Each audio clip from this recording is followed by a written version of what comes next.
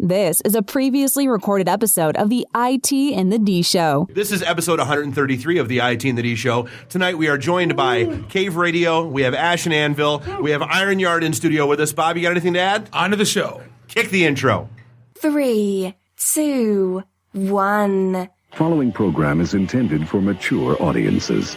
This is Max Headroom, and what you're about to witness is one of the most sinister-sounding intros to a trailer to one of the greatest epics ever. You're listening to the ITintheD Show. Just where do you guys think you are? The Library of Congress? Detroit? Beyond the sun? Any of those right? Take him to Detroit.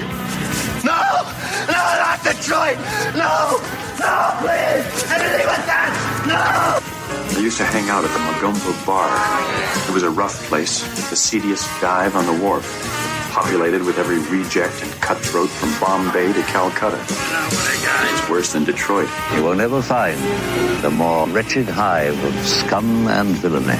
Then don't come. Shut up. Dig, you IT geeks. This is Dre DeMatteo from Sons of Anarchy. You are listening to ITintheD. So what happens when you tap the angry beaver in the bunghole? Exactly. Come on. Someone tries. What the hell with this? I'm calling a break. We'll come back to the ITintheD Show. Hi, this is Ralph Macchio, and you're listening to ITintheD Show. Wax on, you know what. So you have no boots. No. You have no gloves. No. You have no hat. No. You have no scarf. No. You have no scraper. No. How long have you lived in Michigan? All my life. You, sir, are an idiot. I don't care. What's up, everybody? This is Billy Zapka. Sweep the leg. Listening to ITintheD Show. No mercy. I may have to wipe the geek off. Hi, this is Martin Cove, John Kreese from the Karate Kid movie, and you're listening to ITintheD. Yes, that's it! Are we at a break yet? Hi, I'm Ernie Hudson, and you're listening to ITintheD. All you nerds out there. Nerds. What is a nerd? I'm a nerd, and I'm pretty proud of it. This is Scott Steiner, Big Pump Pump. The ITintheD Show is your hookup. Holler if you hear me. You're in your underwear, I'm in my underwear. Hey, let's hang out. No, I'm sorry, honey. I have a headache. I definitely want to see Bob in his underwear. That's a fact. Hello, everybody. This is Ming Chen from AMC's Comic Book Men. I'm a techie. I'm a nerd, fellow podcaster. My favorite podcast is ITintheD.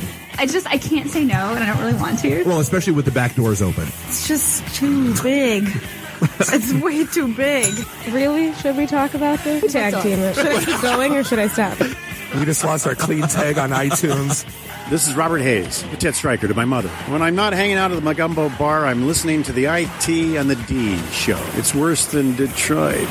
Is there such thing as a meat hangover? I love my Monday meat steak. Hey, folks, this is WWE Hall of Famer Hacksaw Jim Duggan, and you're listening to the ITintheD Show. Tough guy. Ho! My name is Michael Zapsik from AMC's Comic Book Man. You're listening to ITintheD. Comics. So, what would you little maniacs like to do first? The question isn't what are we going to do. The question is what aren't we going to do. Ludicrous speed! Sir, had you better buckle up? Buckle this! Ludicrous speed! Go!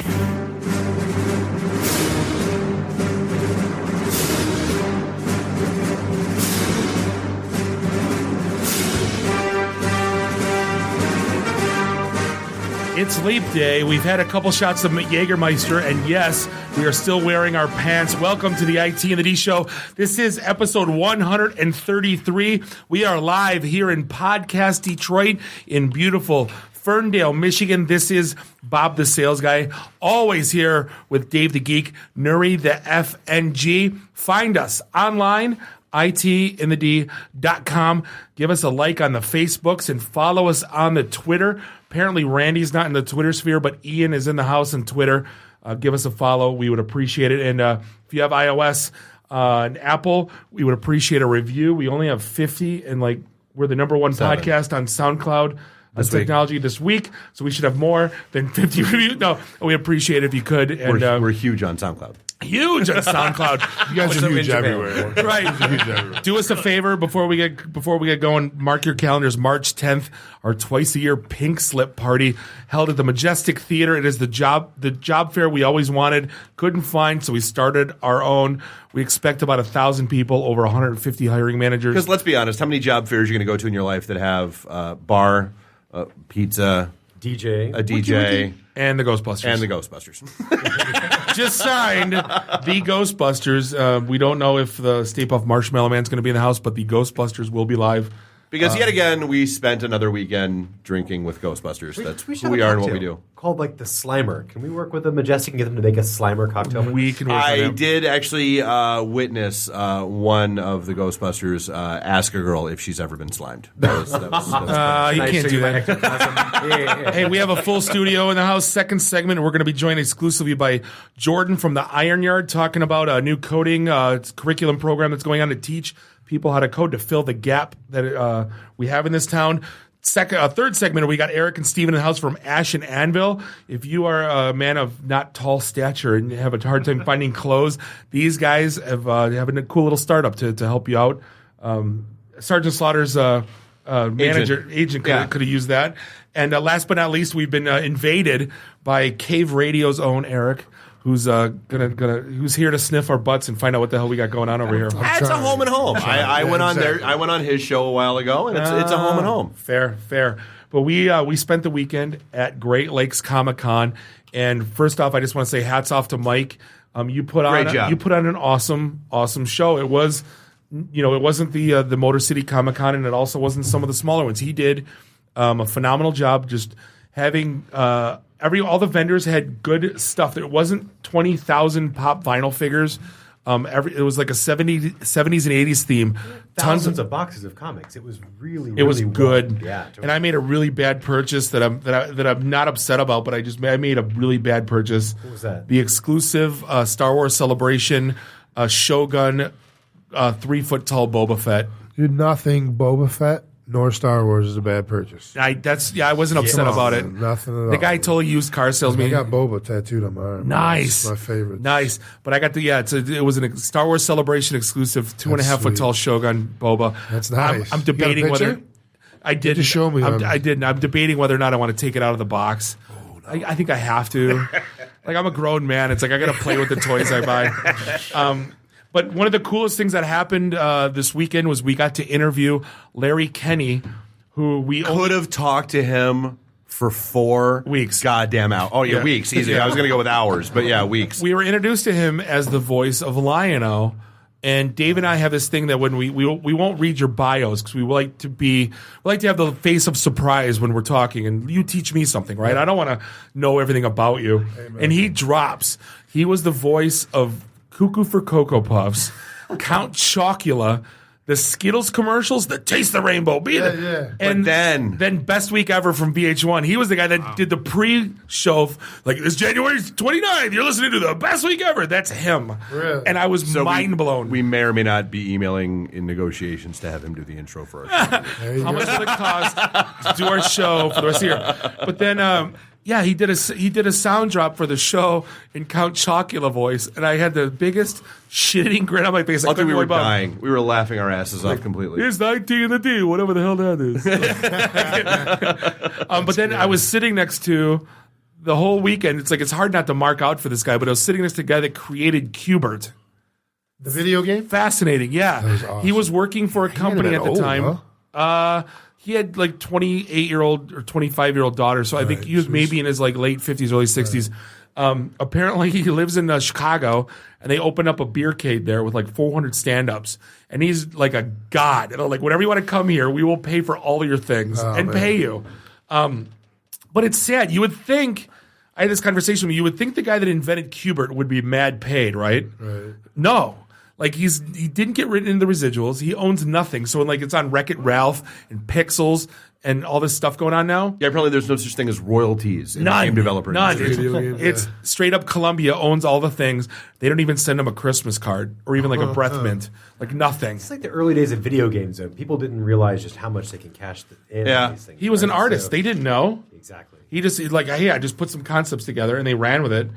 And it became like it's an iconic character in like you just pop culture, not even video gaming, right? It's kind of shitty to think about. Some guy like that should be pretty well set for life. You'd think you like, hey, a nickel from all. Well, what if Q*bert was the only thing he ever did, though? Well, he's in one-hit wonders. I mean, stuff like that. I mean, well, do you think Right Said Fred's making any money right now? Hell yeah! No, every time they play that shit at a basketball game, yes. Yeah, okay. Yeah.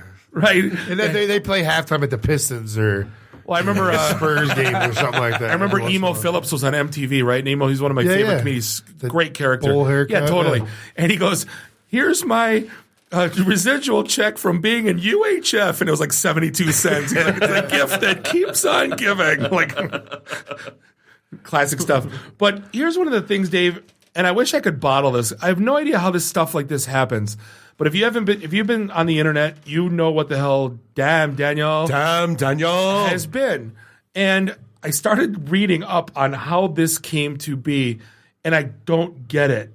So here you have like a kid at school, a freshman in high school, and he's got new Vans every day.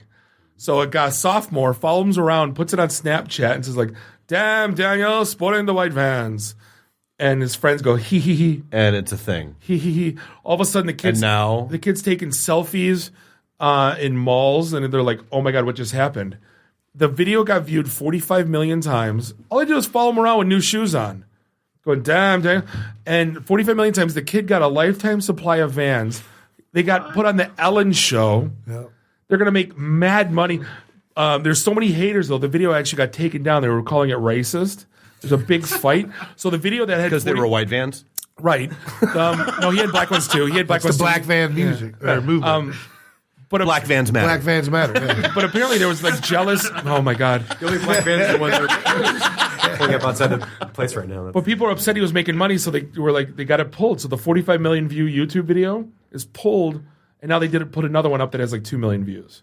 Like, so he's got to start over from scratch. Between my kids watch them Vines and all that stuff, it's amazing the hits these kids get, and I'm not. They're kids, that are doing these Vines, and I mean, there's probably some young adults doing it too, but it's amazing. Well, Ellen asked the kids today. I don't get it. I don't get it either. It's not. I feel 80. I do. I'm 43 years old, and I feel like I'm 83 years old. No, but Ellen asked the kid, like, "Are you getting any chicks?" And he's like, "Well, I'm 14." Right. And we're like, everyone's like, gasp, the whole crowd. You're like, oh my God. But again, this guy's like, ride this thing for now. Yeah. My kid goes to Zoomies with my wife, which is the skateboard shop at the mall, and they have a big sign saying, "Grab your damn Daniels for $30." So my kid's like, "Please, mother." Right. And my kid comes home with the damn white Vans. And it's like, hilarious. And she's like, "I'm the only kid in school with Vans." And she's like, "Well, you, who cares?" Like, right. But the kids see that, and now they're gonna be like, "Oh wow, damn, Gretchen." Yeah, exactly. Right. That's just like the whole this is marketing now, Yeah. right? So people don't trust regular advertising. They don't trust anything they read in the media. This is basically like the new way shit is being sold. I remember, right, get it viral on Snapchat and Vine. Yeah, exactly. It's called guerrilla marketing, is what it is. And they do a perfect job doing it. But now you're going to have like 74,000 other kids going like, "Holy cow, Steven." Like, they're going to like, But when I first heard the damn Daniel, I thought it was Jimmy from South Park. Right. And I'm like, is that a new character on South Park? I'm like, wait, this is what, yeah, exactly. It sounded like Jimmy. And I'm like, so what the hell's next? Thank you very much. Yeah, exactly. Hey, Joe. Like, oh my God, it's so funny. He's going to get a free lifetime supply of, I don't know, dumb.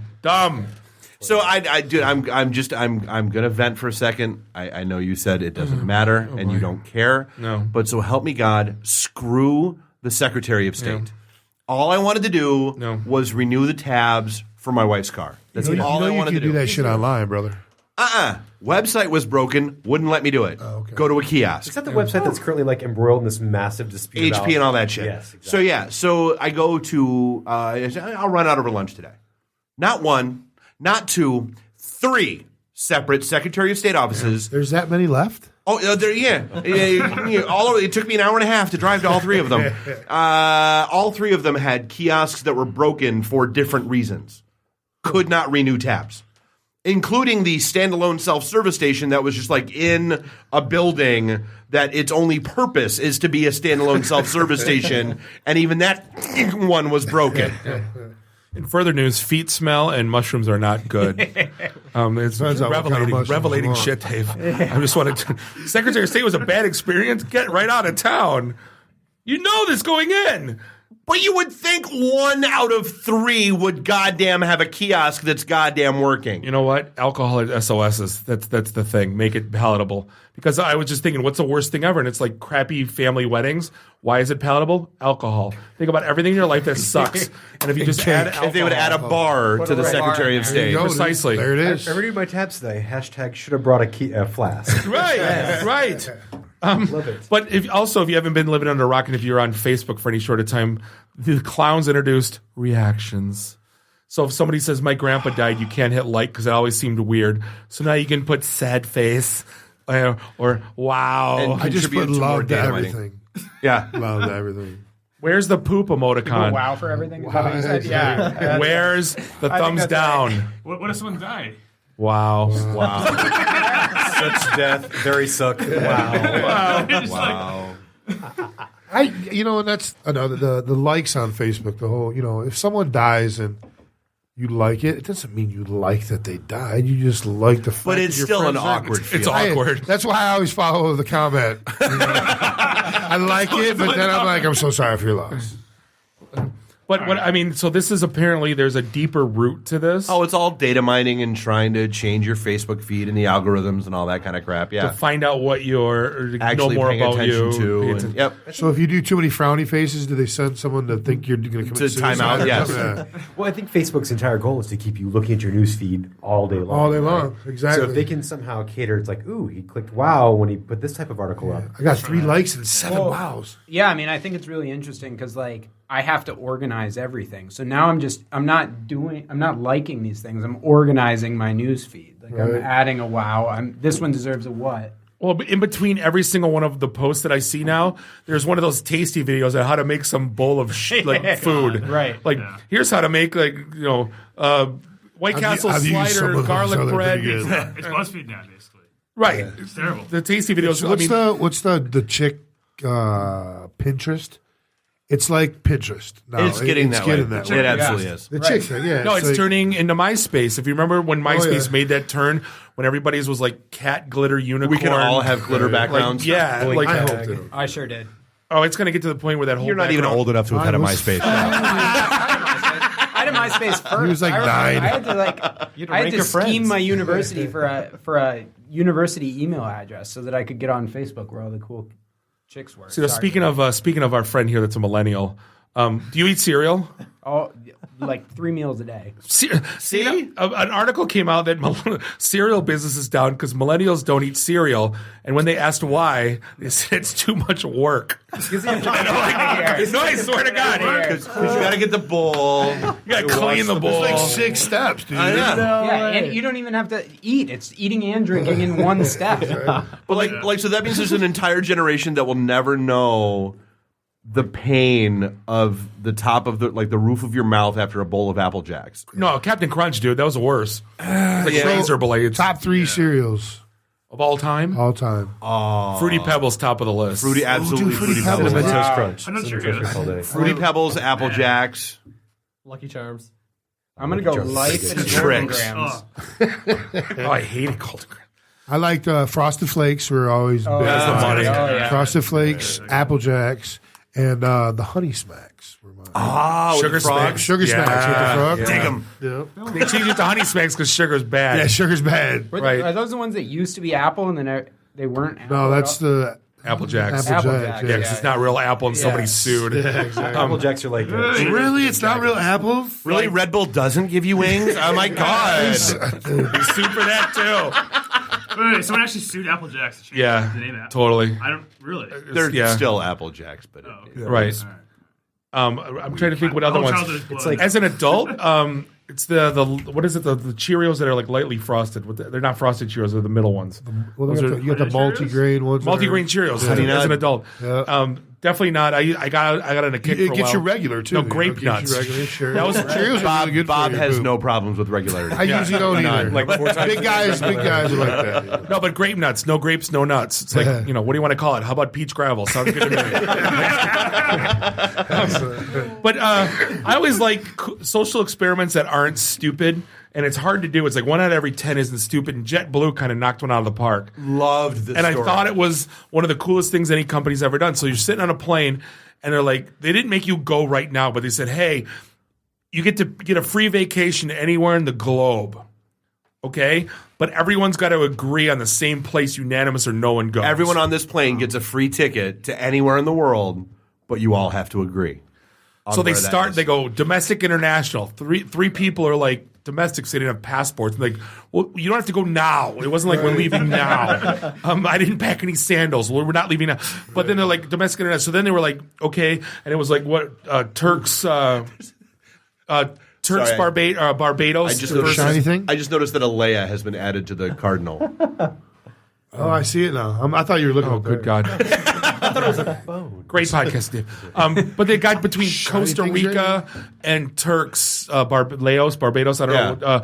So like then people were coming up and arguing on their behalf, and it was like half and half. And then basically it took about an hour, and then everybody said we're going to Costa Rica. It's a free vacation. Free vacation. So they all got it? Yeah, some people didn't want to go. Didn't want to go there. Where do I want to go? I don't care. You guys tell me where I'm going. No, but some people were like really, like they go, this would be great if this was Congress. You can JetBlue, you be Congress. We can get everything done. Like we got to do this, but it's going to be unanimous.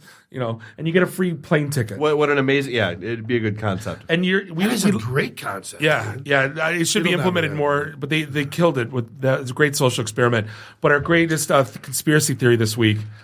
This one's better than I don't know if this one's better than Berenstain Bears or not, but it's right up There's there. Berenstain Bears. There's the Batman conspiracy theory. Then Batman's right. That then one's not a there's conspiracy theory. Is Katy Perry John Benet Ramsey? Oh yes, I did see that. Somebody put a lot of thought into that video. That's like the Jar Jar Binks thing, where That's true. We didn't land on the moon. Jar Jar's a Sith Lord. That's Sith true. Lord, and Katy Perry's Joe Benet Ramsey. Yeah. Who kidnapped her? What did they say? The Illuminati? Yeah. And the Jewish people. I don't know. And his whole thing. Hasidic Jews. And this is what I love. His whole theory is based on the spatial distancing of her eyebrows. Like that's one of his key They pieces of superimpose evidence. her face onto their face. They do the 1994 animated GIF morph. We bought an IBM Watson instance, and Watson has calculated it's ridiculous. I'm not. You know what? I'm going I'm to say it's floored true, by and I'm that going to one. run with it. Just like and John Benet Ramsey went to the moon. Actually, she didn't, but they said she did. Yes. But here's the thing: like Dave, I don't hire people. You hire people. And we have these jobs for the Pink Slip Party coming up, and it's all recruiters and it's all hiring managers. Yes. And I don't know if did you read the article? The Schwab CEO? Yeah. Dude, it's phenomenal. That's my interviewing and style. I think, but doing it off-site, and I think you learn more about someone. So basically, the CEO of Schwab, when he goes to interview someone, he takes them to breakfast. And he walks in there half an hour early, and he tells the waitress, whoever's going to cover him, to mess up the dude's order like 3 times. Because or the dude or the chick, he wants to see how they react to adversity. Do they take ownership, or do they blame, or do they get angry? Do they? Yeah. And if you think about it, especially when you're offsite and at breakfast, they come down off that ladder. Because if you're walking in an office and you're in a stuffy environment, you're in a suit, You're on. You're yes, sir, and you're robot. You're on your you go have game, breakfast, coffee, and you get some scrambled eggs and all that. And now casual. Yeah. Sure. You get it. You get the person, and now you mess the dude's order up or the gal's order up, and see what happens. So many people treat service industry people like shit. Yeah. And that's a gigantic test. Yeah, I don't care how you treat the CEO. I care how you treat the receptionist. Well, did you hear where we got this from? When he was in business school, this guy was like a 4.0, nailed it. He was like top of his class, Ivy League.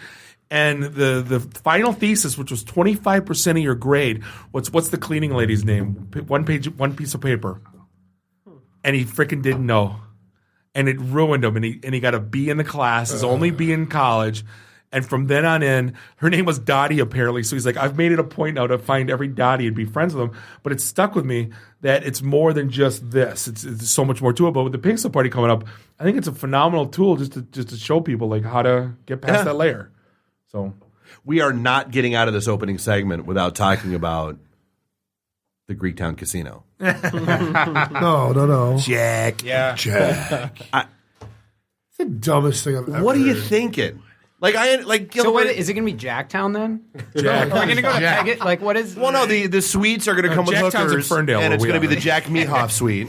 The homeless outside of the casino will now be called Jack Squatters. No. Matt. Put on my fancy shoes, put on my jacket. You're going to be, the greeter is going to be a Matt Foley impersonator that says, if you think you're going to win, you're not going to win Jack Squad.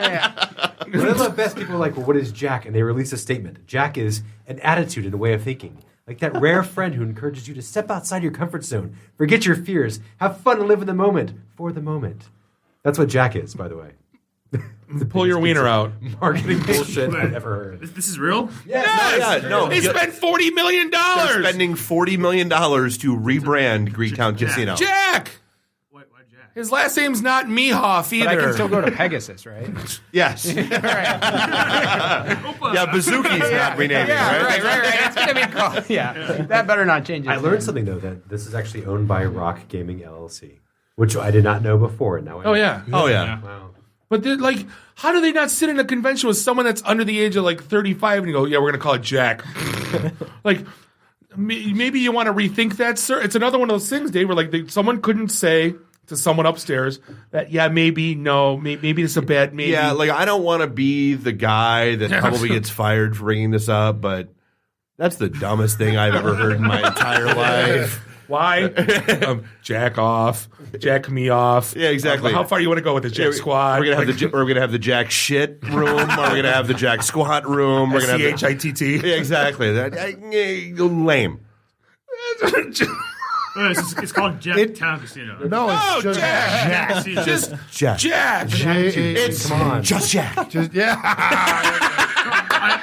feel like That was good, Dave. I feel like this is a WTF.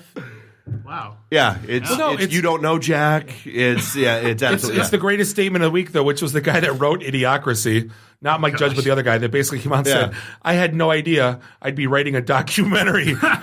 And when you see shit like this, it's so stupid. Yeah, President Camacho and Donald Trump are not that far apart. Well, it was funny, you bring that up because that screaming match between those three. I hate politics. I detest it. I vote for the least. The lesser of the evils. Lesser of the two evils, right? What side of the baseball bat you want shoved up your butt? Exactly. Ointment or suppository. Do you want it thick then skinny or just thick all the way? I don't know. But that screaming match between the three of them, it blew my mind. Yeah. Did you see the teleprompter basically quit? Yeah. But unintelligible yelling at the bottom? Yes. Yeah, that was perfect. I mean, I was thinking about that. They should have had Tony Reale moderate the next Oh, it would have one. been perfect. You know what I mean? Mute, and then be done. Pardon the interruption. No, is it Pardon the Interruption? Yeah, no, it's yeah. one of them ESPN shows. Oh, yeah. Pardon the interruption. Right, One of my Just favorites. mute Yeah, them. exactly. Just mute them all. You're done. You all got a 20-second timeout. Let these other guys. Oh my God, he'd be a great moderator instead of having Jon Stewart or any of the clowns from Fox. Yeah. Oh my God, that'd be fun. And do it just like that show. We get points for good things. And then the guy at the end fact checks. Holy shit, that's brilliant. It's great. That's so good. It's Drew Carey. Set it up. Welcome to the debate round where the points don't mean anything. The answers are made up. The answers are made up and the points don't mean anything. Hey, but we're gonna hop into a quick break. We'll be back with Jordan with Jordan from Iron Yard, and this is the IT in the D show, and we'll be right back. IT in the D. Read, meet, listen. Networking Detroit, one beer at a time. Hey, this is John Schneider from Nip Tuck Smallville, the haves and the have-nots. Oh, Dr. Quinn, Hot in Cleveland, Secret Lives of the American Teenager, and just about everything you can possibly imagine. And oh yeah, the Dukes of Hazzard. You're listening to Bob and Dave. It's the IT in the D show. ITintheD.com. This is a previously recorded episode of the IT in the D show.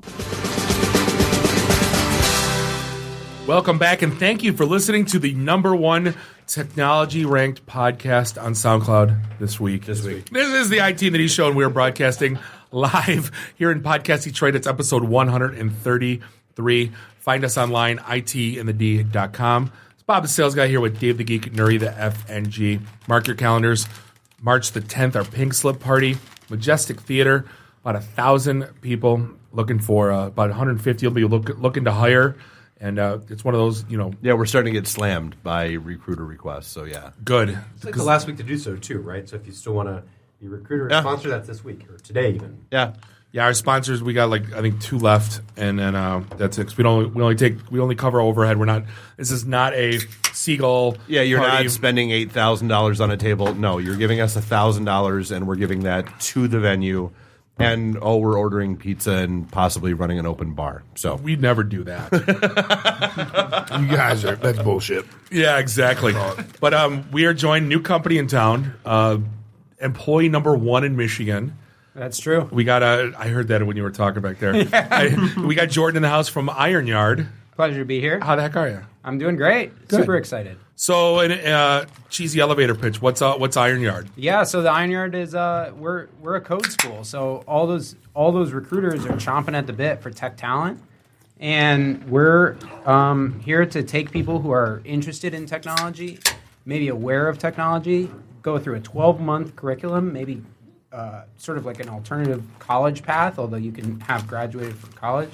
But at the end of that 12-week period, immersive... 12 months. Yeah, you said 12 months. Oh, I'm sorry, 12 weeks. Gotcha. It's just 12 weeks. Big difference. NT. Tentacles. Tentacles, NT. Yeah. That's right. So it's a 12-week program, and at the end of the program, you have the chops to be a junior developer, to go get a job as a junior developer. So it's, from my perspective, it's super exciting because being able to be a programmer has absolutely changed my life. As you guys kind of know, running this... Well, I do. Running this Pink Slip Party, Dave's the developer. I'm just a sales guy. but I'm just the guy at the end of the table. Right. Oh, yeah, Nuri, yeah.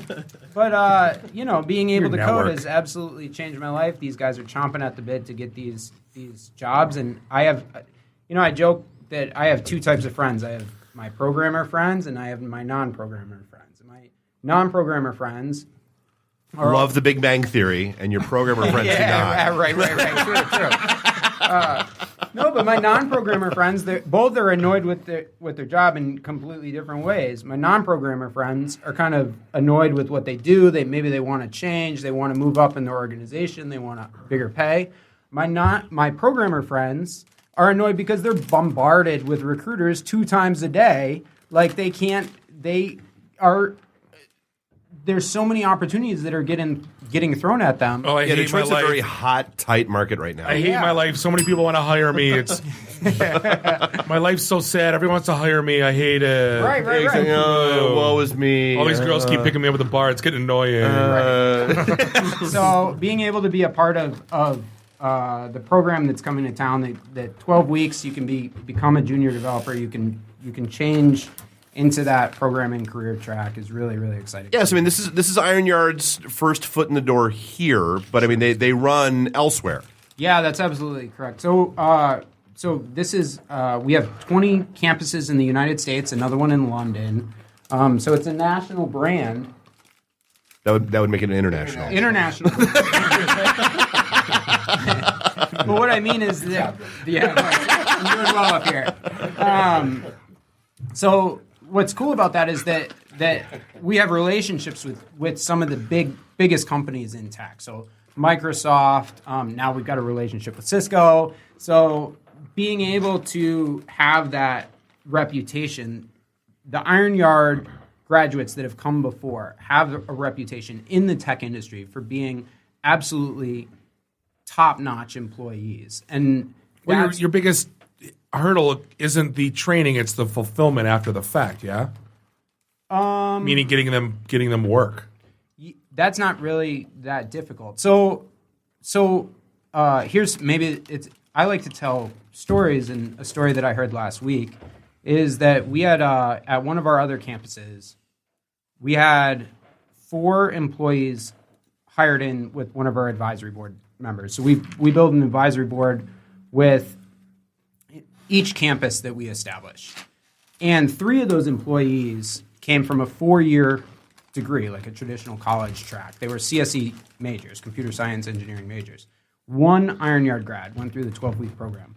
So this hiring partner does a tech assessment when they hire in new employees. The Iron Yard grad passed the tech assessment with flying colors. He was just off, just working. Let's move him up. He's good. Get him contributing. Get him pushing code. The 3 CSE majors kind of got, I don't want to say they got held back, but they went through an apprenticeship program. So they weren't able to like test out of that apprenticeship program. So they're not learning real world? We all knew that. In academia? Right. You don't say. Right. Punch cards now. Well, let's do a quick introductory unit on punch cards. Today in Pascal 101. Exactly. So Cobalt, dude. I was in pick Cobalt. beeper, put beeper. Actually, dude, Cobalt's never going to go away. Dude, Right. Big Iron Thanks, is thanks. still, yeah. So speaking of COBOL, what are you actually teaching folks in 12 weeks? I mean, what kind of languages, what kind of skills, what are you guys going over? Yeah, so we like to say that we go deep in one particular topic. That's what she said. And because we found that helps get students jobs. That's the best way for students to get jobs afterwards. So we're currently enrolling for 2 classes right now for April 11th start date. Mobile engineering with iOS and front-end engineering with JavaScript and MVC framework. So that's cutting edge. That's like React, Angular 2, whatever people is in demand for right now. And then in May 23rd, we're enrolling for a class for back-end engineering with .NET. Bob's all about the back end. Totally. So, no, but if we don't get an email twice a week, 3 times a week saying mobile app dev, .NET, Java, please. Gimme. Yeah. I mean, there's a huge opening in that. I mean, I don't even know what the It's gap what is. everybody's looking for. And then some. I mean, seriously. So for a 12-week course like that, what's the how much money are we talking? Yeah, so Damn, he beat me to the punch. Yeah. Sorry.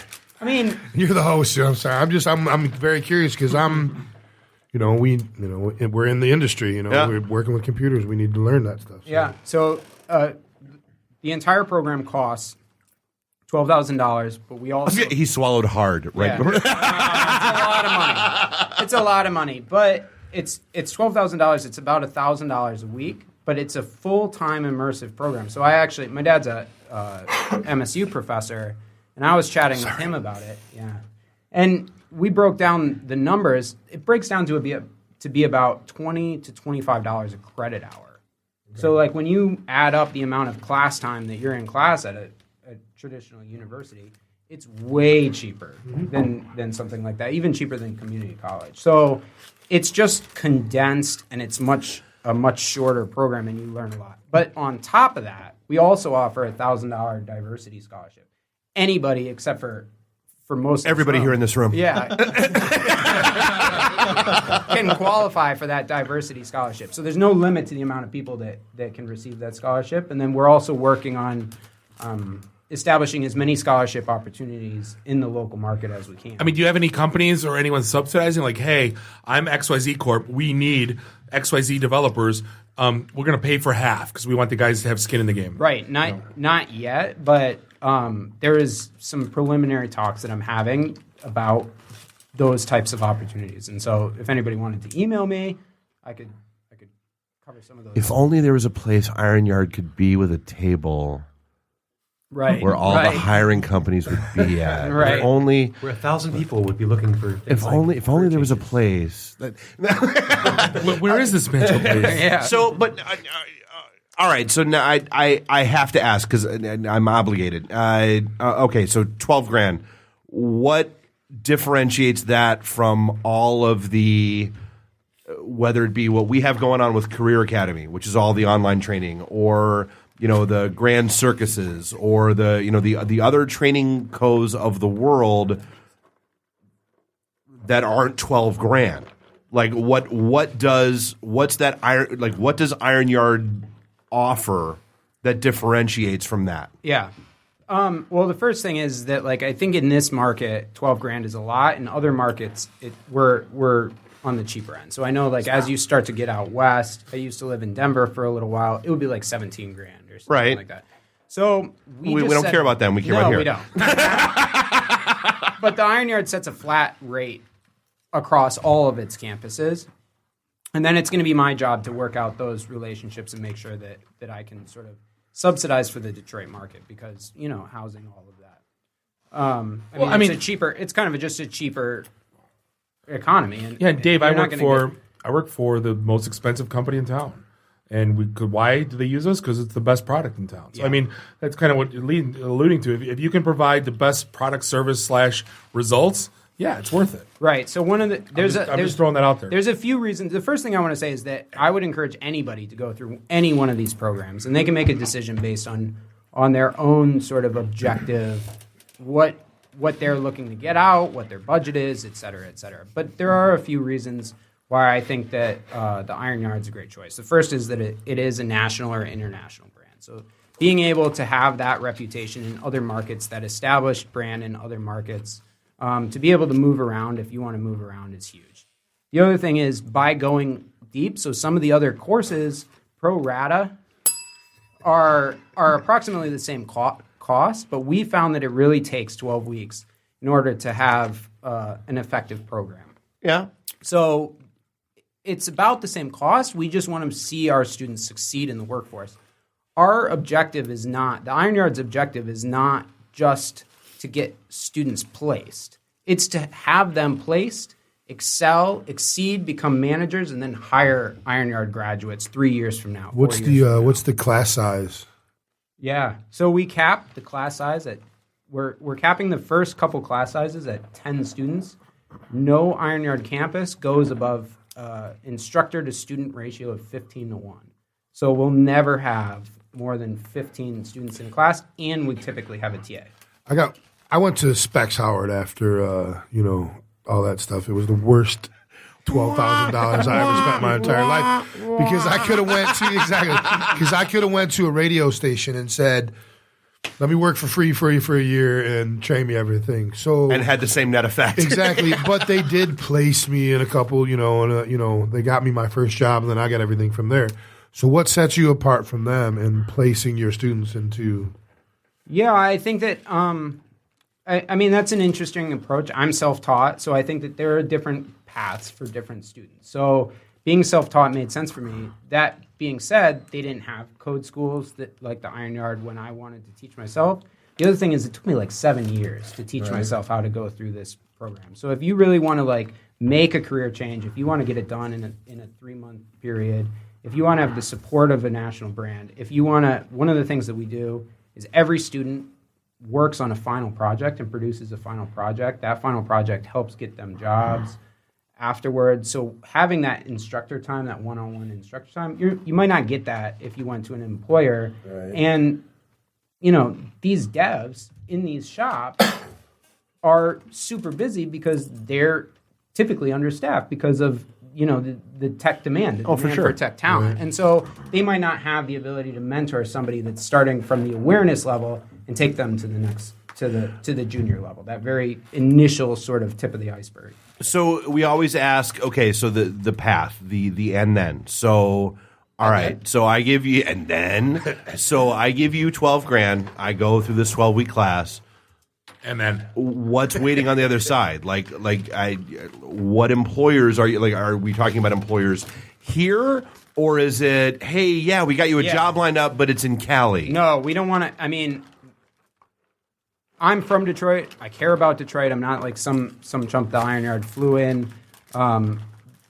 We want to place Iron Yard students from the Detroit school at Detroit companies. That's the best thing. And so what we do, what the Iron Yard does in every city, every market that it goes into, it builds in a relationship with an advisory board.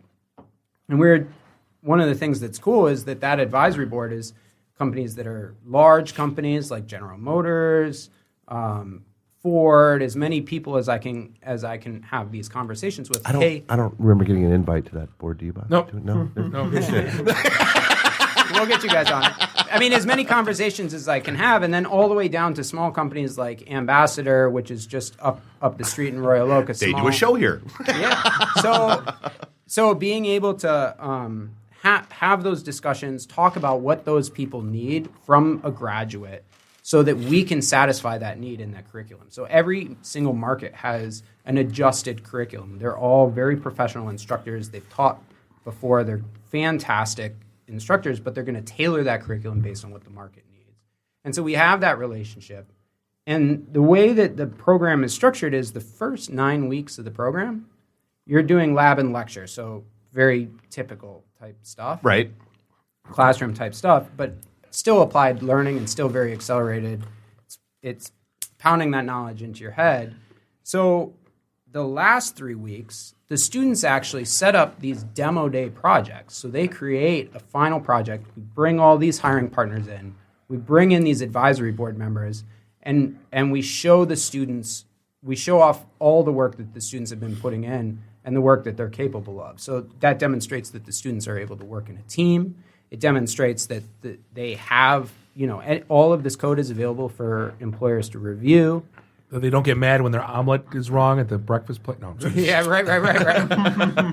So, I forget the original question, but no, just like those. So those, like I'm trying to get at, like, so who are the companies at the end of that pipeline that you're dealing with right now here in the area? Oh, yeah. So there's a bunch of people. So I kind of don't want to go through everyone. Yeah, but they're here. Yeah, they're here. An example is Lamasoft. We were talking to this company called Lamasoft. We know them. Yeah, so they're growing from 200 employees to 400 employees. There's a huge demand. Yep. And they're super excited to be working with us. Another one's Ambassador.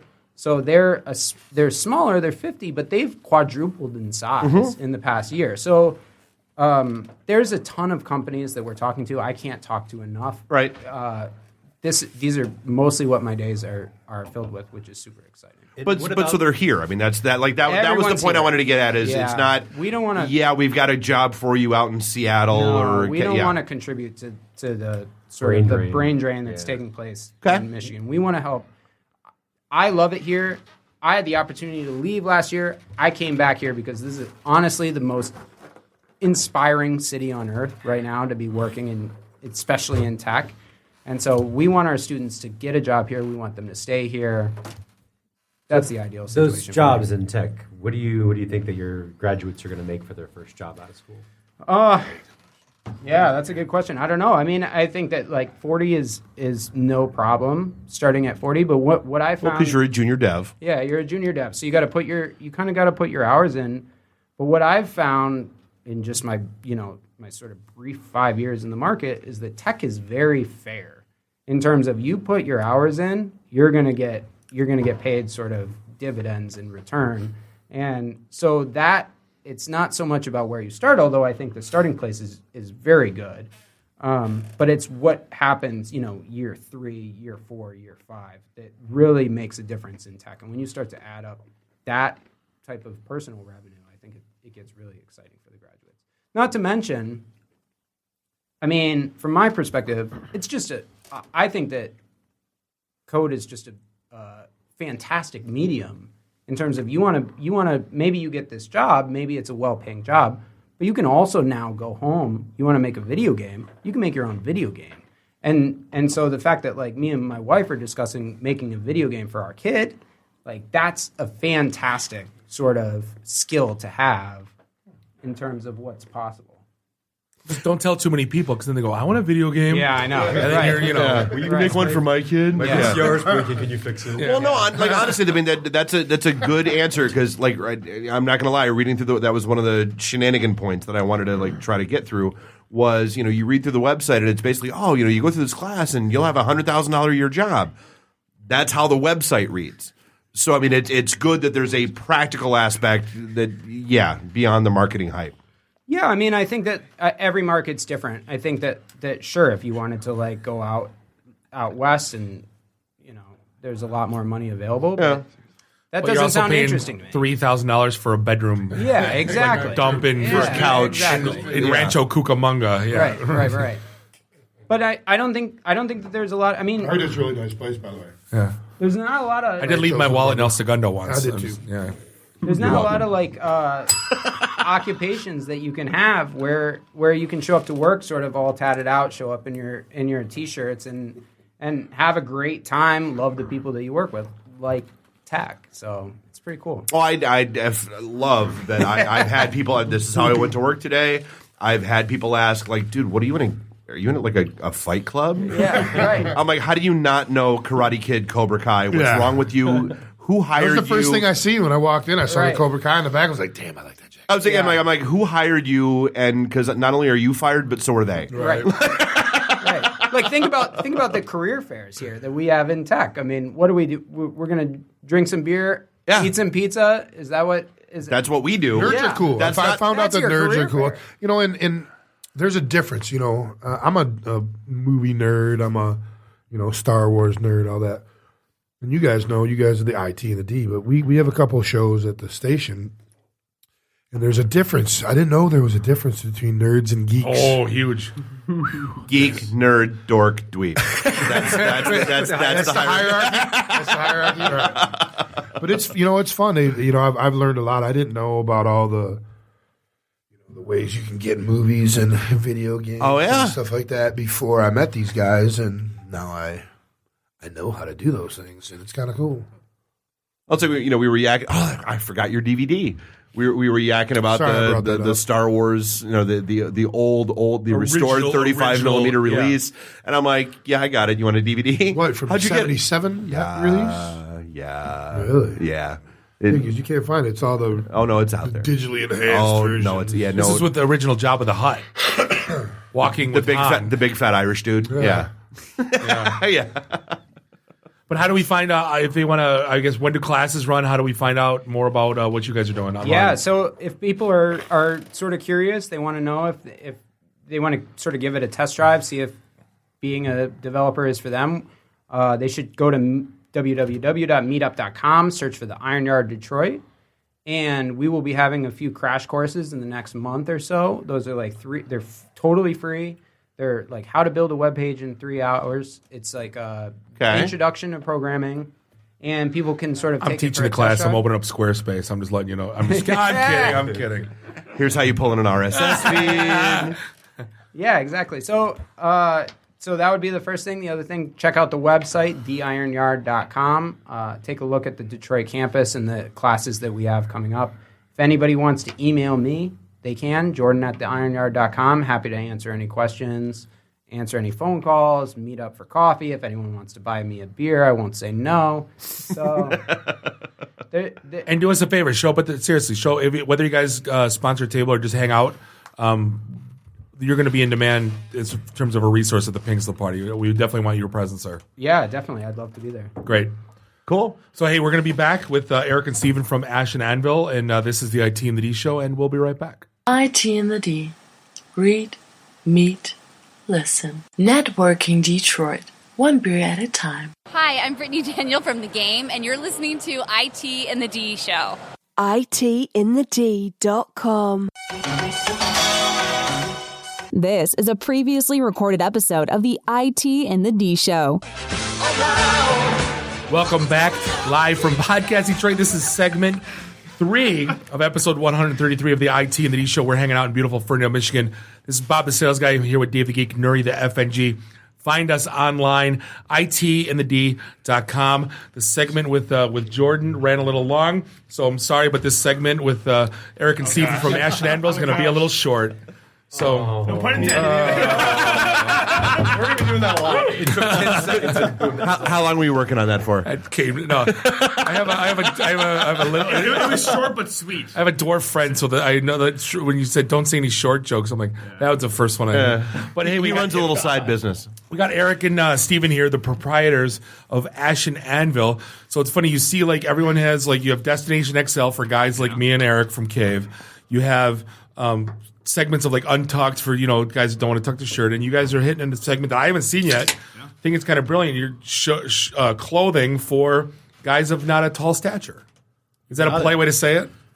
You can say short. Fair. Yeah. For short guys. You say short, yeah. Okay. We were just talking about crawl. Not a bad word. Short of stature, wide of vision. But so how did this come about?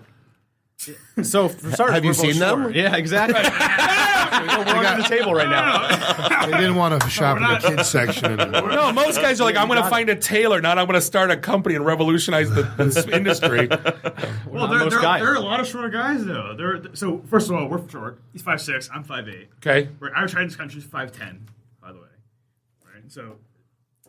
Yeah, I mean we're short, and we weren't happy with the options that are out there. If you look at the companies that exist in the mall, no one caters to shorter guys. You have big and tall men's, you have plus-size women's, you have petite women's, nothing for shorter guys. I still don't understand how anyone shops at a place called Dress Barn. But that's a topic for another time. So, I literally did not own a single pair of casual button-down, like a shirt, at all until starting this company.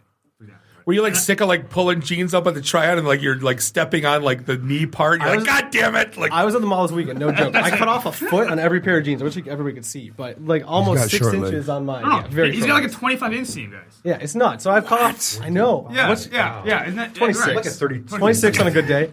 Exactly. So I'm sick of cutting off. We were sick of cutting off many inches off our pants. I've never found things that fit well. I figured out there's no good answers out there. We can't even buy clothes online that fit us. Why don't we be the ones to go and do it? And on top of that, it's not just us two, right? We looked online, we're like, wow. Or we looked in general, right? There's 1 in 3 adult men in this country are 5'8" and below. And that's what we call short. Yeah. That's a lot of guys. 40 million adults, not even that's teenagers. insane. Yeah. So of course you did your target demographics. You're like, oh my God, this is a $1 billion industry. We need to. So I mean, You so got it. when you It's you the opposite of Thornton Melon. No, totally. in Back to School. Exactly. The tall and fat stores. No, this is the short. I'm not going to say short and ugly. Like totally, Short and sexy. right. But so now is this like everyone's doing like the Loot Crate or the Box of the Month Club? Are you guys a retail store, or can you buy individual pieces, or you got to buy the Loot Crate? Yeah, we don't want to do crates at this point. Look, maybe one day there'll be crates for shorter guys, but we want to start with clothes for shorter guys. We're selling direct to consumer on our website, ashandanvil.com. Not in any stores yet, but the plan is to eventually get to that point. Now, are you making your own clothes, or are you like retailing like people that make short like? Good question. So first of all, we couldn't find really any major retailers making clothes for short guys. Like there aren't any at all. Period. Okay. So we actually spent 8 months and actually made our own unique clothing. In fact, actually, Steve and I are actually wearing our clothes right now. So what's your background? Is it in that, or Now, is like, it in I was gonna say, so you sat down with like a sewing machine. No, it's a great question. Actually, my background actually is in design and front end development. Believe it or not. And actually, I'm an engineer turned sales. He's a chemical engineer, by the way, by training. And so, really putting our skill sets to use here. Oh, it sounds like it. Yeah, Exactly. Those days are worth. Dave's got a biochem degree in theater. Love it. Oh yeah, I'm a plumber. right. I can help you flush toilets. That's real neat, though. That is. Yeah, we found a lot of guys that didn't understand the space. We have some great advisors and supporters in New York, been in the garment district for decades, that are shorter, love what we're doing, and been helping us on that side of the business. Unfortunately, we can handle some of the other parts. Well, you can take. Here's the thing: like you can take all of the, like those small, like the bottom foot of the pants you've been cutting off, and then make your own pants. That would be a market too. Reclaimed Maybe a pants. quilt? Reclaimed pants. Right. We could. No, I've never even owned a pair of sweatpants. That's kind of nuts too, right? They're always a foot too long. I don't want to cut a foot off sweatpants and get them tailored for $15. So I basically have never even worn them. Just bunch them up. Yeah, but it's like an extra. It's a lot. I'm like, yeah, they have elastic. Hard to roll at the top, be like a towel. Or you pull them up over your belly like Ed Grimley. Exactly. Exactly. Yeah, I do that. Honestly, when I walk around, don't want them to run on the ground. I have to pull it up high. I'm like, what am I doing? You look like an old Jewish guy. It's up How am I 70? Yeah, how did this just happen? Yeah. Yeah, and eventually want to make all clothes. But here's the thing: like, how do you?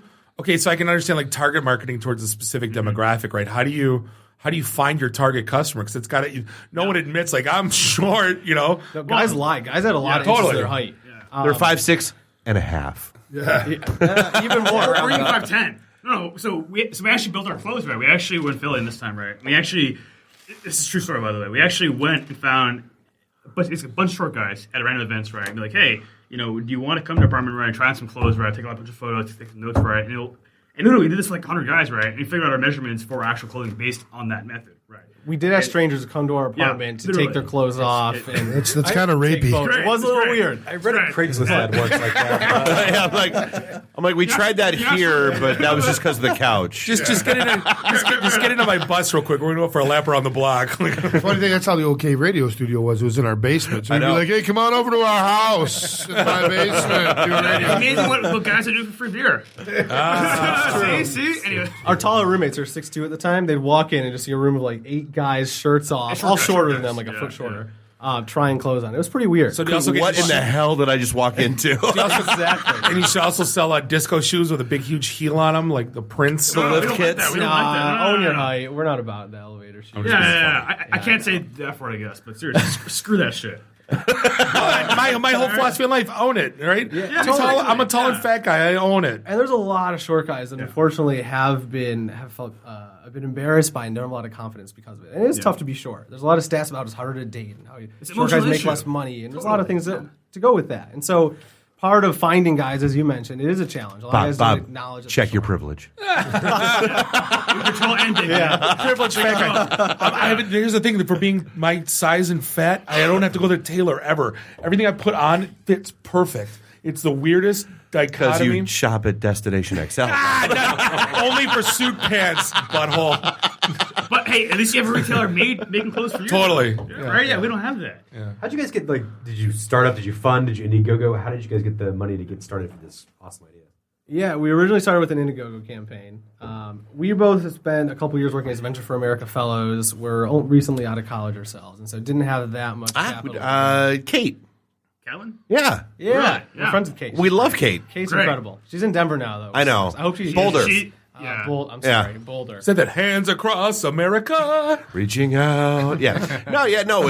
Kate's been on the show a few Beer times. Fest. When she was, yes, love Kate. Yeah. Kate's awesome. Yeah, I texted her today. She said she's coming back in April, so let's get her on. Absolutely. Why is that a zing? I'm not- No, that was just a props bell for Kate because we love Yes. Kate.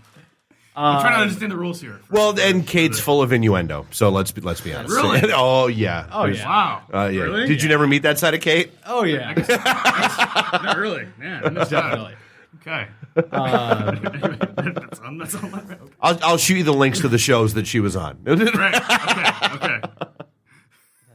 All right, so you funded. Now you have offices here in Detroit. Your entire company's here in Detroit. Where you guys else? So a year ago, we had our crowdfunding campaign through Indiegogo. Raised about $26,000 in pre-orders for our shirts.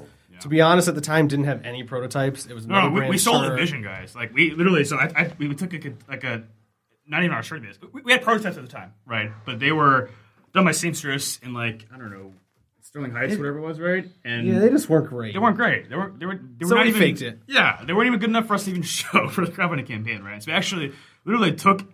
You had a shirt that fit, right? I forget what brand it was, right? But we literally just photoshopped the risk, right? And we sold the brand. We sold the vision, right? Like It's a bunch of their crowdfunding photo was a bunch of shirtless guys in their apartment. And Imagine what you could look like with our clothes on. No, but seriously, right? It's like we're short guys. There are short guys. It's a normal distribution. Short guys exist, right? But will they buy clothes made for them, right? We had no idea. Yeah, well, they own it. Yeah. Buy a shirt for $60 bucks, and we'll get it to you in 8 months. Did you say $60? $60 bucks. Wow.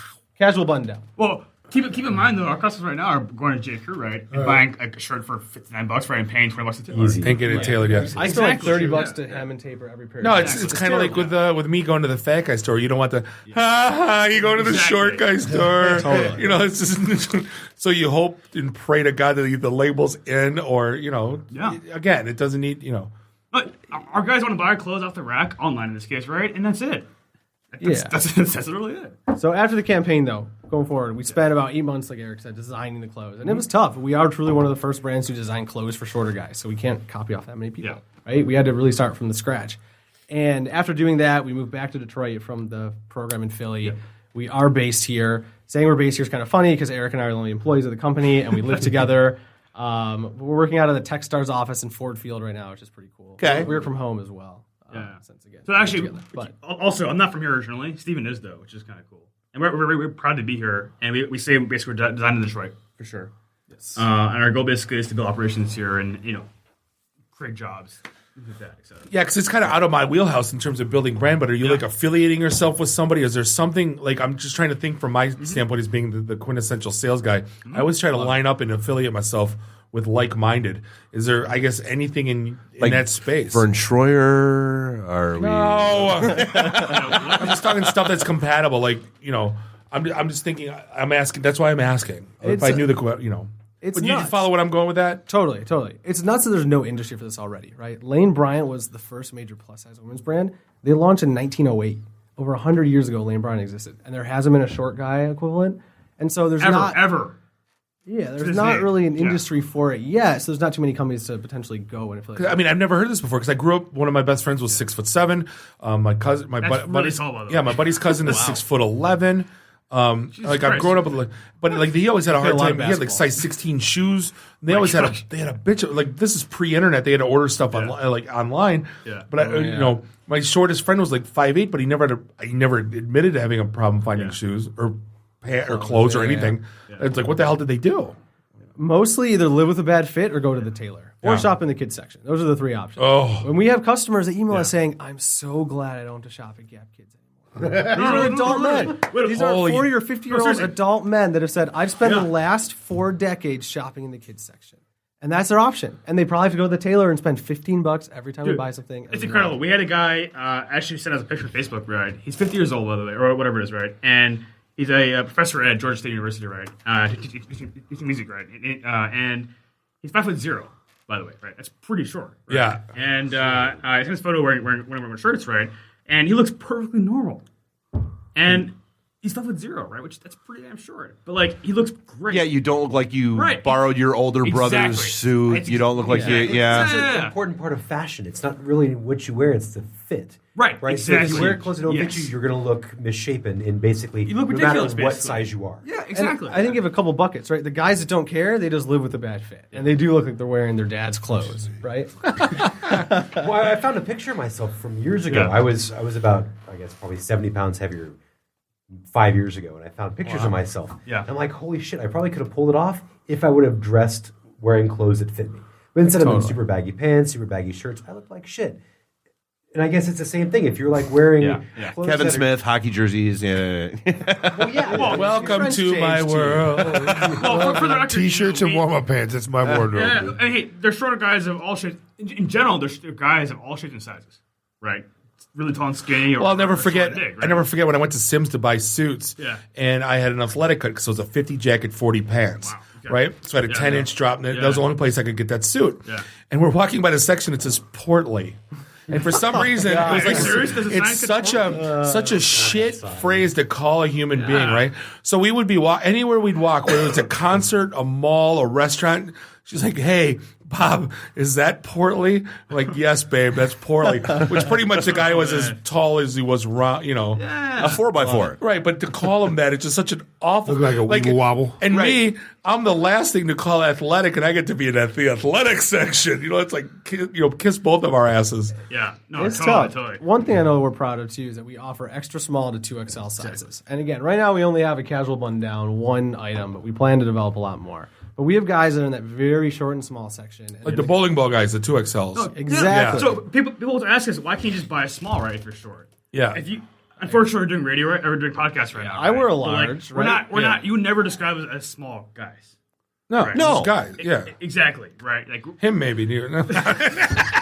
there are some. I'm guys, kidding. No, I eat there- sandwiches bigger than him for crying out I loud.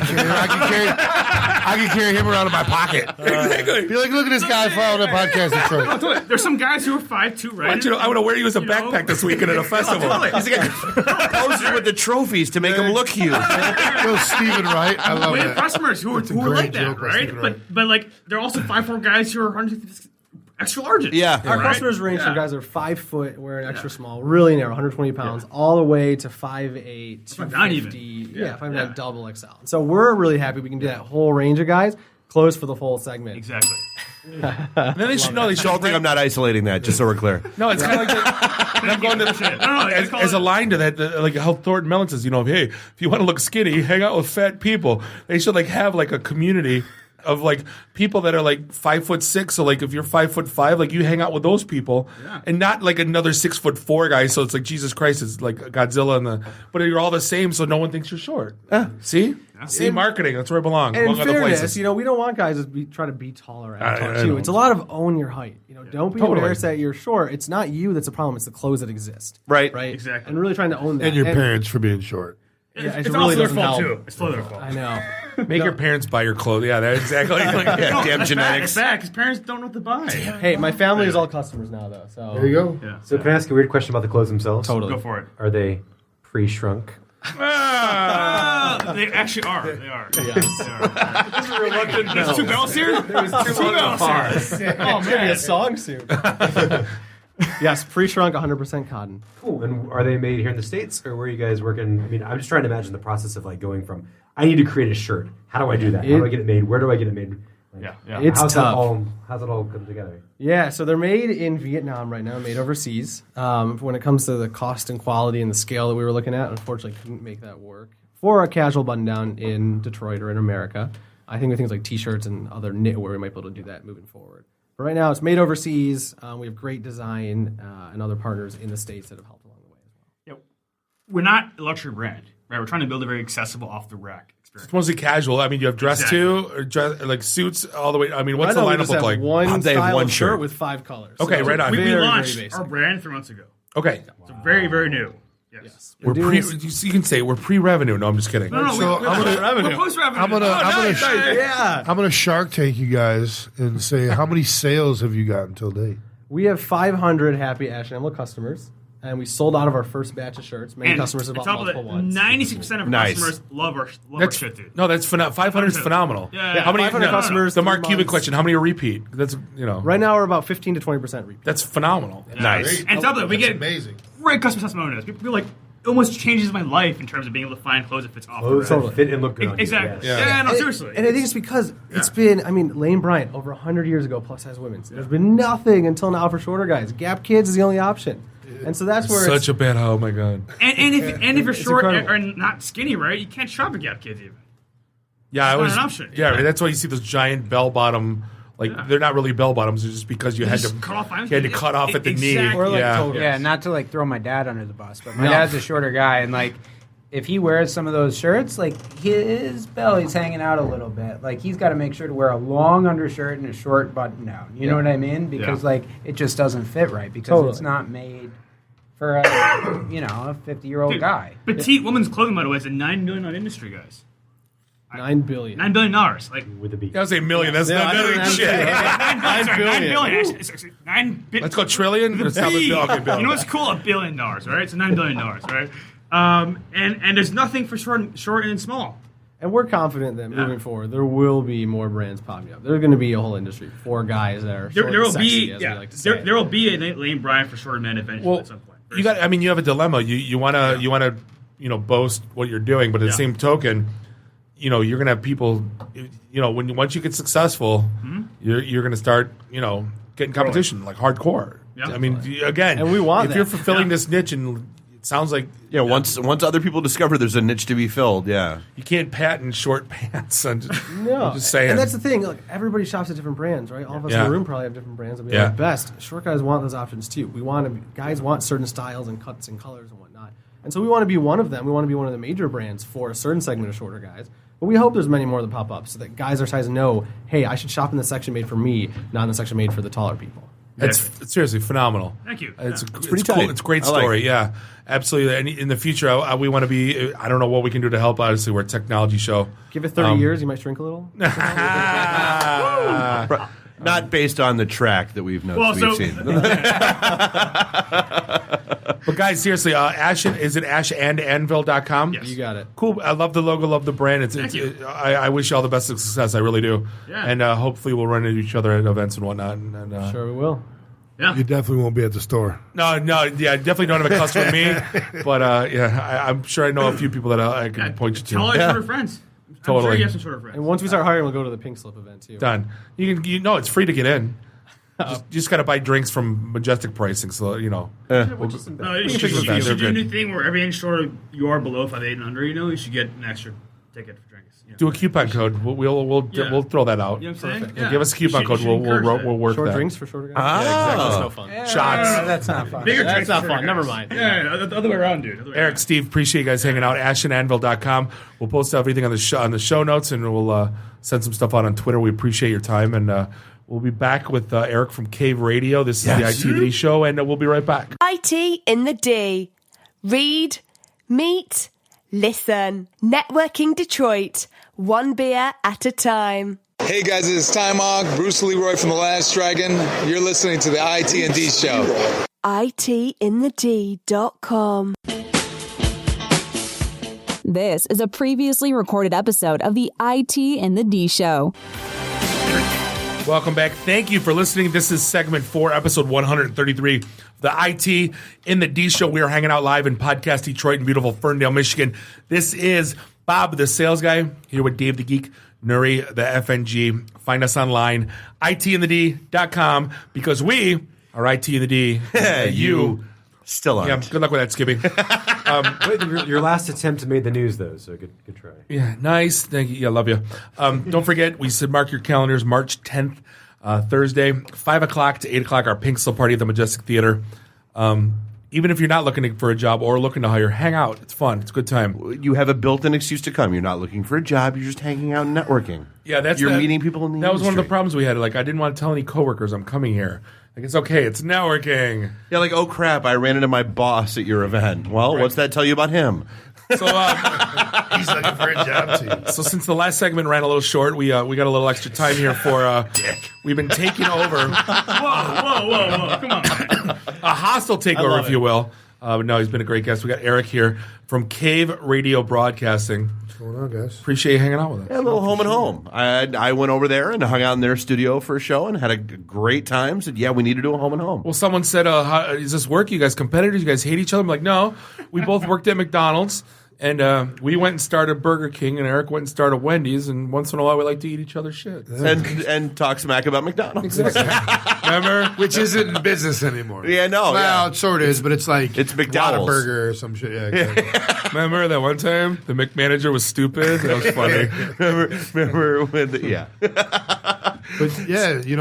it was funny because when Dave, when you guys started the Podcast Detroit, there was like it was like a war. There was a little drama that went on. Like, what? Because apparently I was talking shit about you. Right. And I had made you mad. And so that's why I reached out. I'm like, right.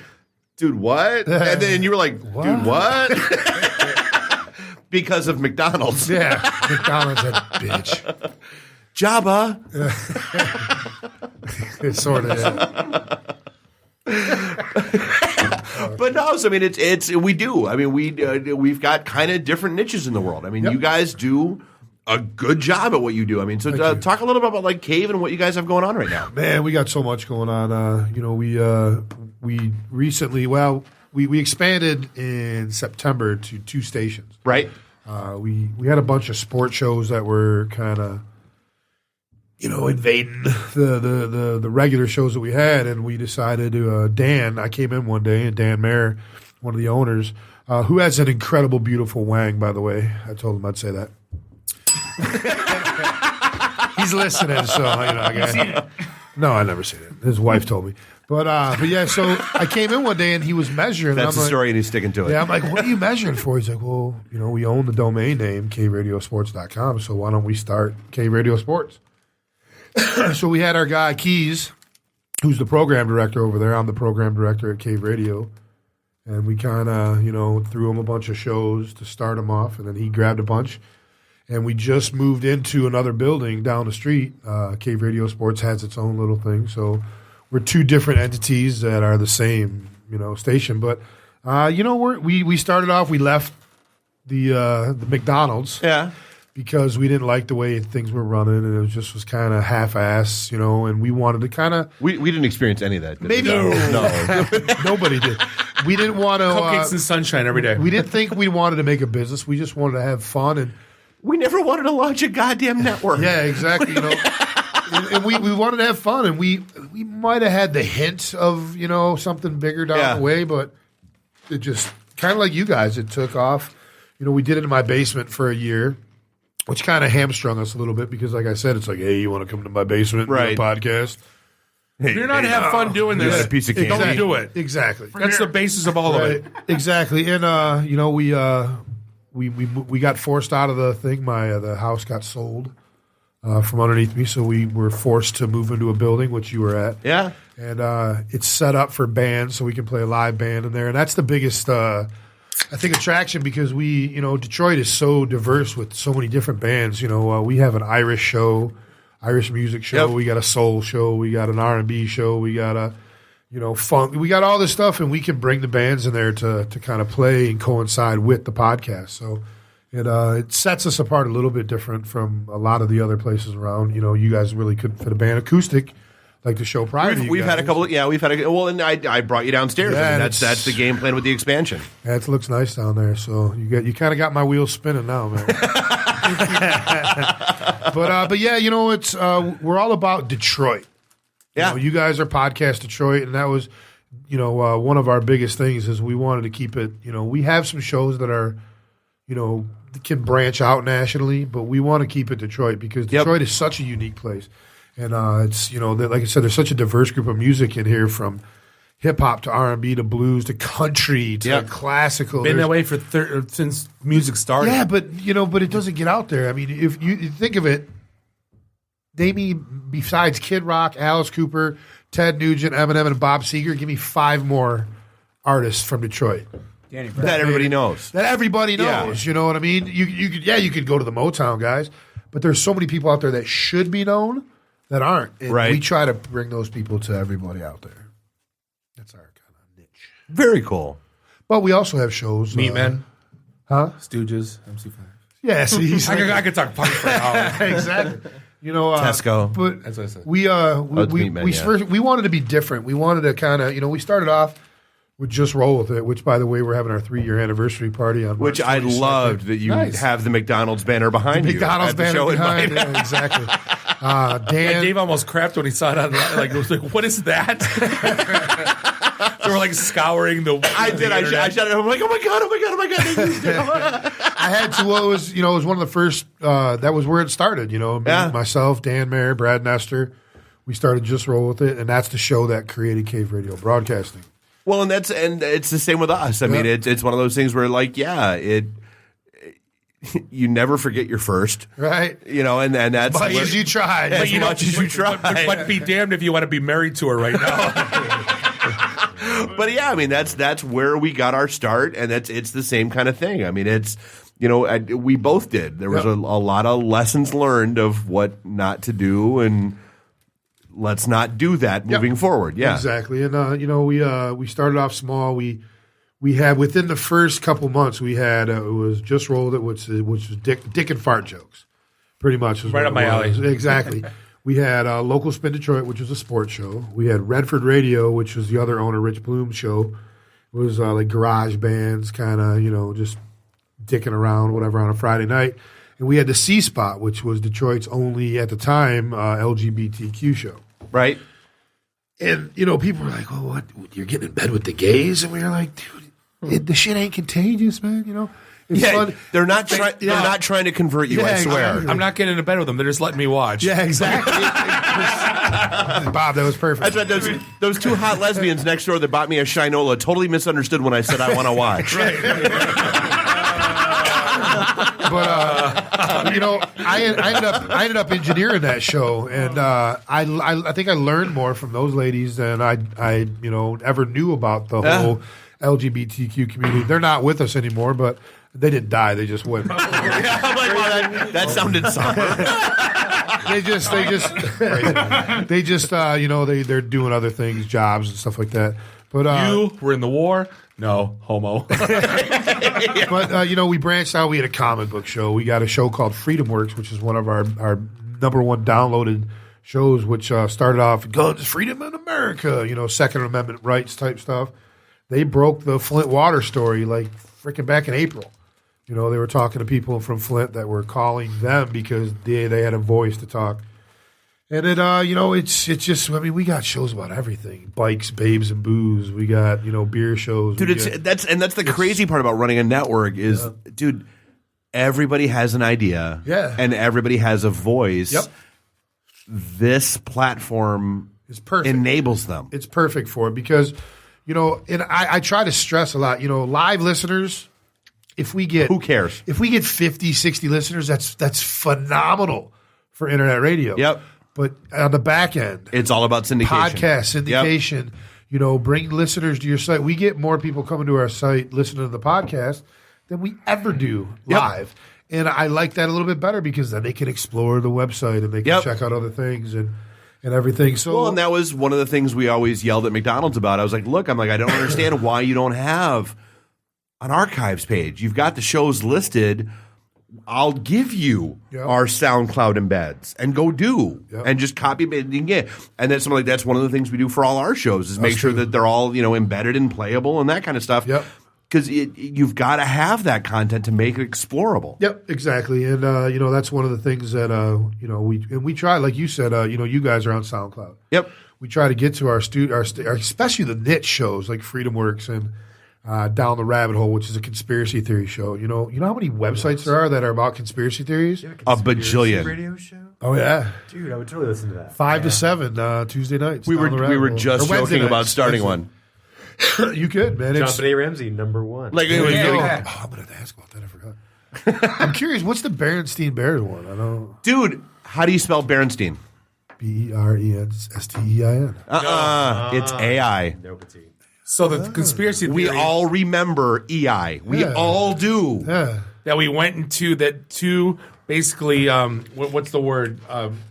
It's the butterfly effect. It's there's a something happened like a Back to the Future, and the timeline shifted. Shit got changed. Like there are thousands of people that swear they remember Nelson Mandela dying in jail. Right. No, but he didn't. Yeah. But there are okay, how do that many people? What did Darth Vader say when he announced that he was the father? What did his exact phrase? He said, "No, Luke. No, I am your." But everybody father. says he's Luke. He does say. Never he said doesn't it. say Luke. That's right. Kirk never said "Beam me up, Scotty," not once.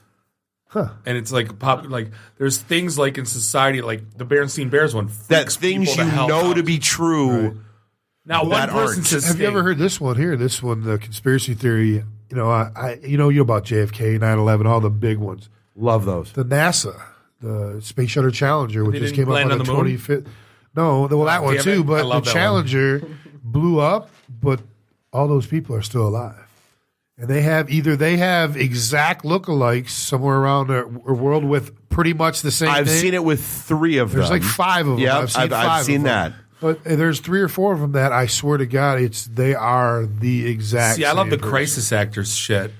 Yeah, like that the blows Sandy my Hook mind. and all that. Where that same chicks in everyone. She was even the Paris attack. Posters on in Israel, that blows that stuff. And I take it as a grain of salt, but damn it if I don't. It's weird. It gets you thinking. It's fun to talk about. It is. Totally it gets you thinking. And that's where these guys, and I agree with it in a roundabout sort of way, because the government they're dangling that carrot over here while they're fingering you over here. You know all right, but let's be honest. Let's be honest. This is the same government that is begging because they can't figure out how to crack an iPhone, but they staged 9/11. Right.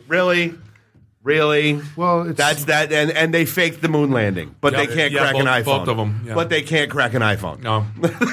They put out the vibe that they can, but they already were in it. Of course they were. Right. Yeah. So yeah, it's fun, and as you guys know, it's not easy.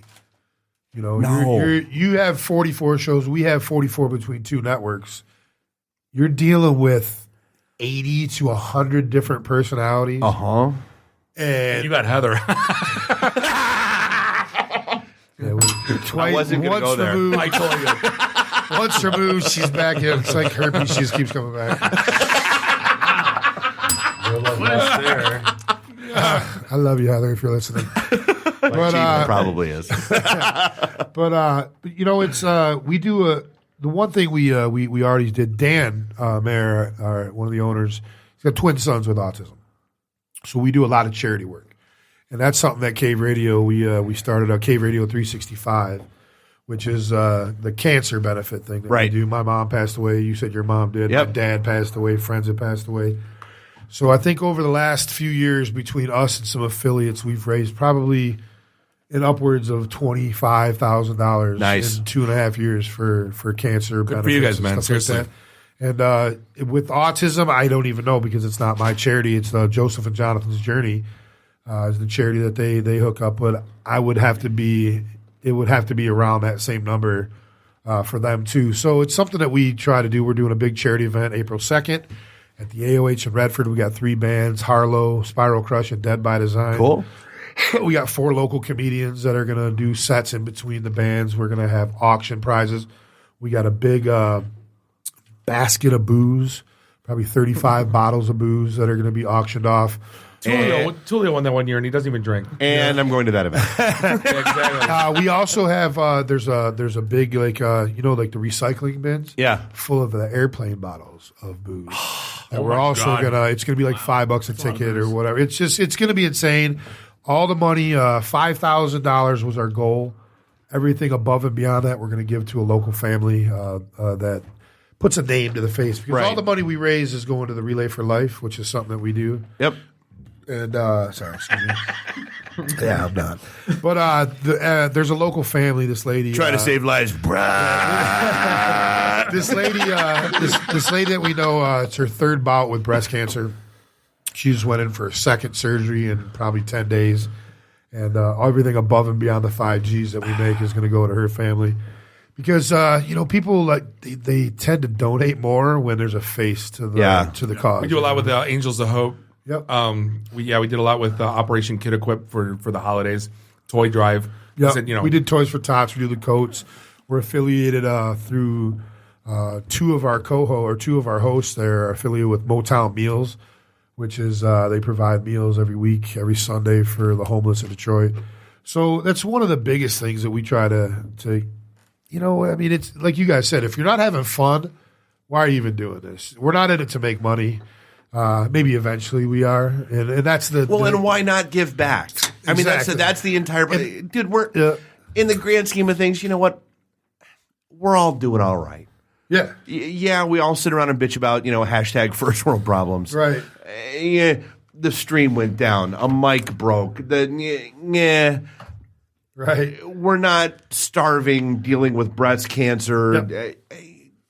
How can you not? Yeah, and for 95% of the people that are on Cave Radio, they have another job. This is something that they do for fun. They do, on it. It's Rich equated it to Friday night hockey.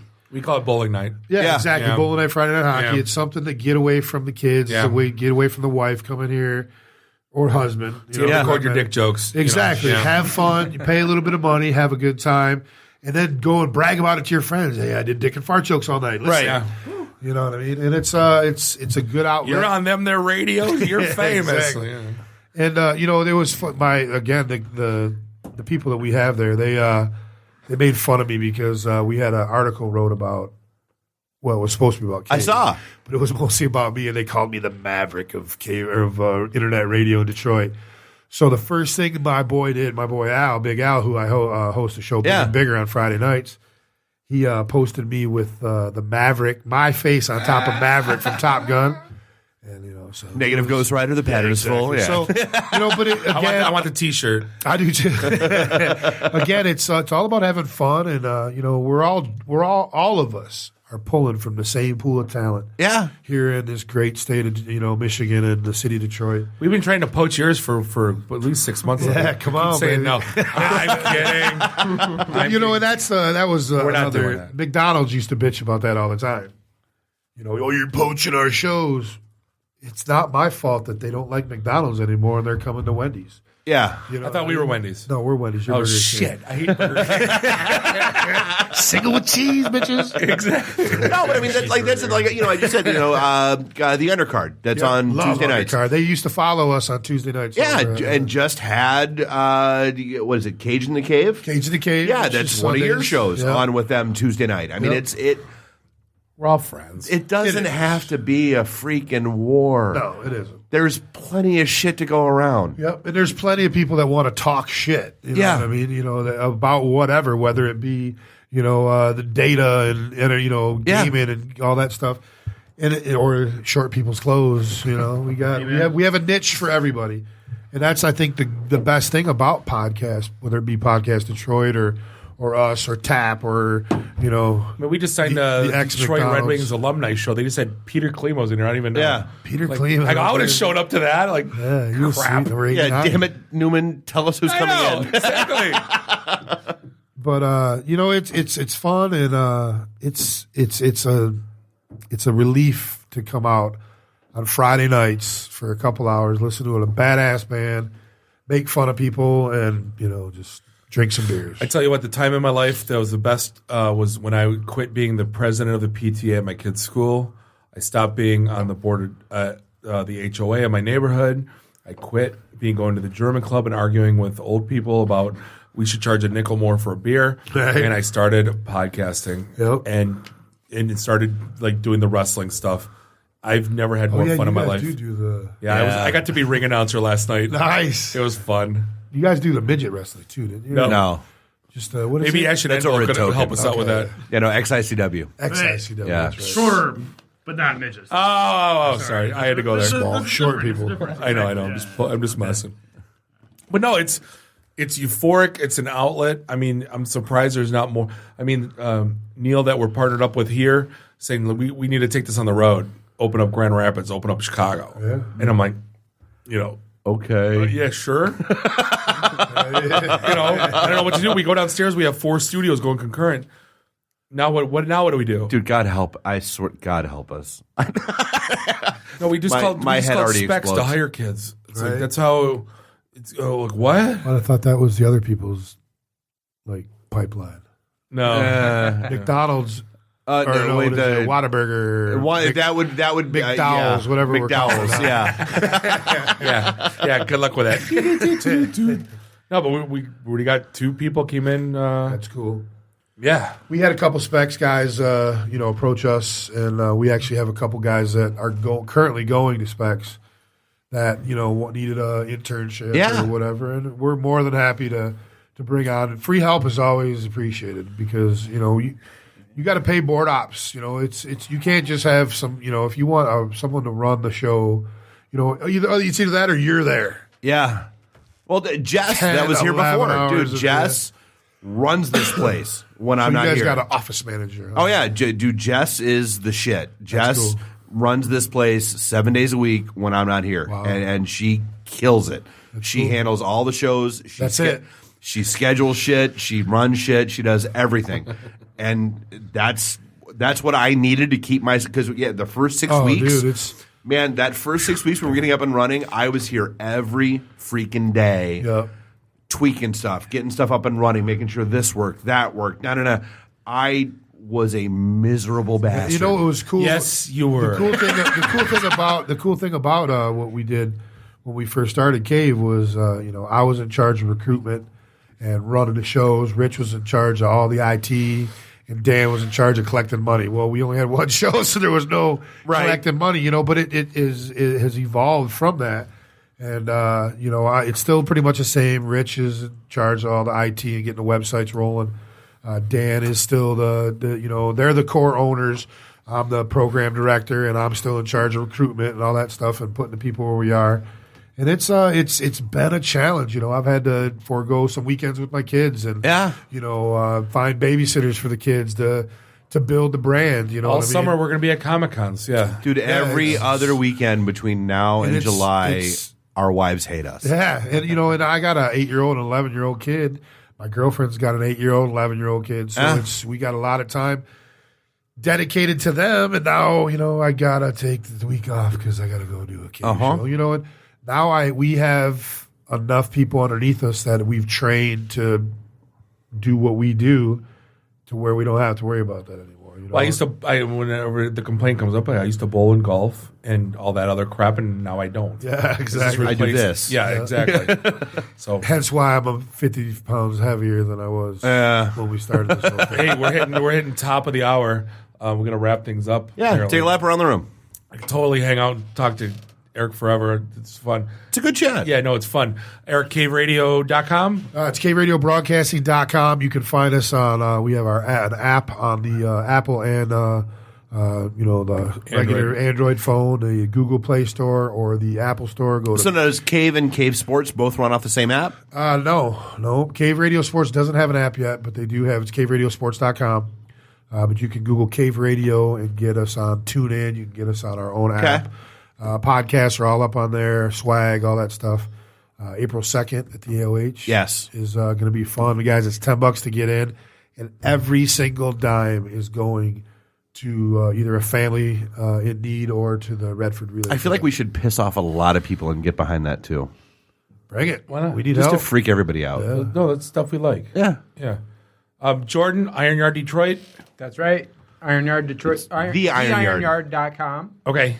And then just find Detroit because you guys have 20 locations. But yeah, I'll look forward to seeing what, keep in touch with us. We want to know how things are going and how we can help. Well, and show up on the 10th. Exactly. And then Eric and Steven, AshenAnvil.com. Yep. You got it. And find John on Facebook, follow you on Twitter, all that good stuff. Perfect. Short And, sexy. appreciate you guys. Seriously, we appreciate having you guys on. This was a fun week. We're going to end up episode 133. Well, and don't forget, Thursday, March 10th. Next Saturday night. I know, They but it's know. next week. The They don't know Majestic, get out now. here. They're not going to. Repetition, Bob. Pixel party. Repetition. Pixel party. Get out of here. Beat it. This ends episode 133. Drink up your drinks. Get your phone numbers. You don't got to go home. You just got to get the hell out of here. This has been the IT and the D show. See you next week. Drive careful. Beat it. See ya. The emergency destruct system is now activated.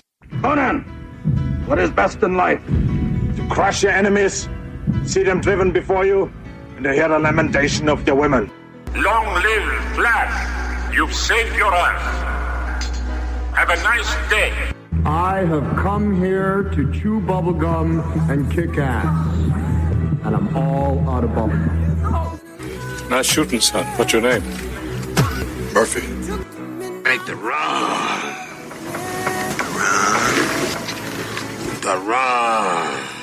Game over, man. It's game over. It's over, Johnny. It's over. Nothing is over. Nothing. You just don't turn it off. I can't say no, and I don't really want to, so. Well, especially with the back doors open. Yo! Hold up! Time out! Time out! Y'all take a chill. You need to cool that shit out. And that's the double truth. Ruth. Bob loves it in the can. I hope this was as much fun for you as it was for me. That's why I like it in the can. Joel the truth.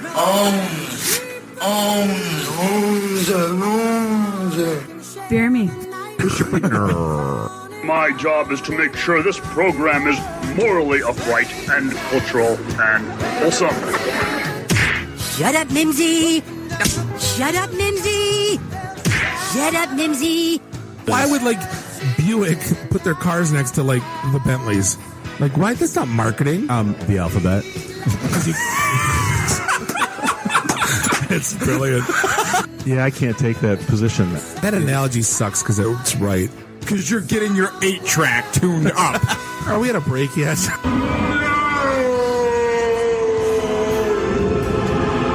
Yeah, so now I'm just doing stupid stuff to make me laugh. Venture capital is not the end game. When are we going to talk about me? Jane, you ignorant slut. It's my show. I can say what I want. Kiss my ass, go home, unplug, get off the goddamn internet. You are everything that is wrong with the internet right now. You're so white right now. I'm the whitest guy in the room. Just explain it to me. I love this city. I was banging on the wang. Really? Should we talk about this? Tag team it. Should I keep going or should I stop? Can I just say, it's been great being on a show that talks about Mickey Rooney dying for 20 seconds and then poop for 10 minutes.